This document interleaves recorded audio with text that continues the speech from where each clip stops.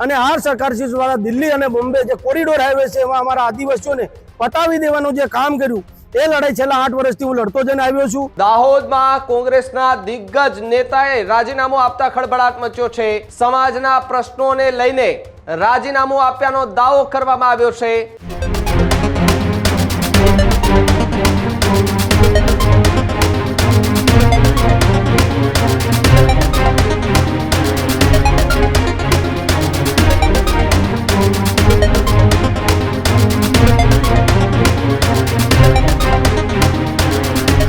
સમાચારોમાં આગળ વાત દાહોદની કરીએ તો સ્થાનિક સ્વરાજ્યની ચૂંટણી પહેલા દાહોદ કોંગ્રેસમાં મોટો ભડકો જોવા મળી રહ્યો છે। દાહોદમાં કોંગ્રેસના દિગ્ગજ નેતાએ રાજીનામું આપતા ખળભળાટ મચ્યો છે। છેલ્લા 10 વર્ષથી કોંગ્રેસ પાર્ટીમાં કામ કરનાર દિગ્ગજ નેતાનું રાજીનામું પડ્યું છે। કોંગ્રેસના આગેવાન અને નેતા મુકેશ ડાંગીએ રાજીનામું આપ્યું છે। સમાજના પ્રશ્નોને લઈને રાજીનામું આપ્યાનો દાવો કરવામાં આવ્યો છે। પાર્ટી છોડી સમાજ માટે કામ કરવાની વાત કરી છે। સામાજિક આગેવાન રહી અને કાર્યો કરવા માટે રાજીનામું આપ્યું હોવાની વાત છે। રાજીનામું આપતા રાજકીય માહોલ જે છે તે પણ ગરમાતો જોવા મળી રહ્યો છે। સ્ક્રીન પર આપના ફોટો દેખાઈ રહ્યો છે અને દાહોદના એ વિસ્તારમાં જ્યારે પણ કોંગ્રેસના કોઈ કાર્યક્રમ હોય તો આ ચહેરો તમને સૌથી પહેલો અને પ્રથમ દેખાતો હોય છે। એ જ વ્યક્તિ આજે રાજીનામું આપતા ખળભળાટ જે છે તે મચી જવા પામ્યો છે। રાજીનામું આપતા રાજકીય માહોલ પણ જે છે તે ગરમાયો છે। જો કે રાજીનામાનું કારણ તેમણે અંગત ગણાવ્યું છે, સમાજના કામકાજને લઈને ગણાવ્યું છે, સામાજિક કામોને લઈને ગણાવ્યું છે કે સમાજની અંદર સમય નથી આપી શકતો એટલા માટે થઈને રાજીનામું આપવું છે પ્રકારની વાત એમના દ્વારા કરવામાં આવી છે। એક તરફ અમિત ચાવડા કે જેઓ જન આક્રોશ યાત્રા કરી રહ્યા છે, લોકોને જોડવાના પ્રયાસ કરી રહ્યા છે, તો બીજી તરફ કોંગ્રેસ જે છે તે ક્યાંક ને ક્યાંક પાછળથી તૂટતી દેખાઈ રહી છે। આવનારી ચૂંટણીઓમાં ક્યાંક ને ક્યાંક કોંગ્રેસ જે છે તેમણે વધુ મહેનત કરવાની જરૂર પડે તેવી પણ વાત લોકમુખે ચર્ચાઈ। ત્રીજો પક્ષ એટલે કે આમ આદમી પાર્ટી એ ફાવી ન જાય એટલા માટે થઈને આ કોંગ્રેસ સતત મહેનત કરી રહી છે, છતાં પણ આમ આદમી પાર્ટી ધીમે ધીમે પોતાનું સ્થાન જે છે તે ગુજરાતમાં બનાવતી જોવા મળી રહી છે।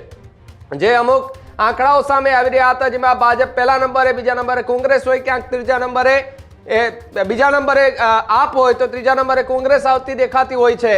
એટલે કોંગ્રેસે હવે પોતાના નેતાઓને મજબૂત કરવાના, પોતાનું એ આખું જે સંગઠન છે એને મજબૂત કરવાની વાત છે।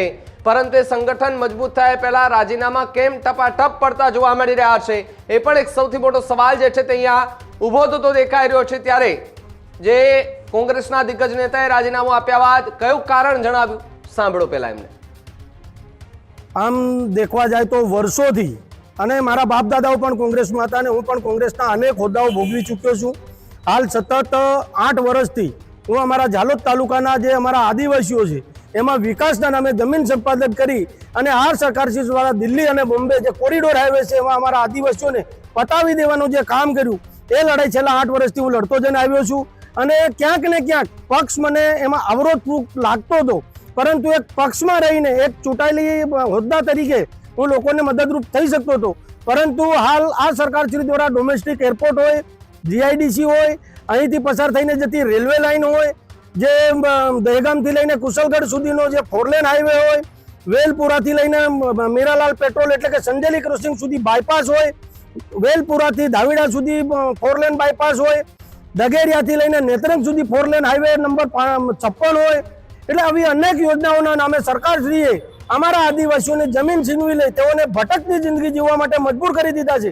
માટે હું એક પક્ષના કાર્યકર્તા તરીકે કોંગ્રેસ પક્ષમાં રહી અને મારા આદિવાસીઓ, મારા ભાઈઓનું, મારા સમાજનું જે લડાઈ છે લડી શકતો નહોતો। મને ક્યાંક ને ક્યાંક એવું લાગતું હતું કે જે તમામ મારા આદિવાસીઓ છે મારી સાથે જોડાવા માંગે છે, પરંતુ એક પક્ષના કાર્યકર્તા તરીકે એક રાજકીય લડાઈ બનીને રહેતી હતી। એના માટે મેં આજે મારા ભાઈઓને, મારા સમાજ માટે, મારા આદિવાસીઓ માટે એમની જમીન બચાવવા, એમના હક અને અધિકારની લડાઈ માટે આજ રોજ મેં કોંગ્રેસ પક્ષના તમામ હોદ્દામાંથી રાજીનામું આપ્યું છે। અને હું આજે એક વચન આપું છું કે આવનાર જે મારું ભવિષ્ય છે એ મારો સમાજ નક્કી કરશે। બાકી સમાજ મને કોઈ ઇલેક્શન લડવાની ના પાડે તો હું મારું આખું જીવન મારા સમાજ માટે અર્પણ કરવા માટે તૈયાર છું। એ માટે મેં આજ રોજ કોંગ્રેસ પક્ષના તમામ હોદ્દા પરથી રાજીનામું આપ્યું છે।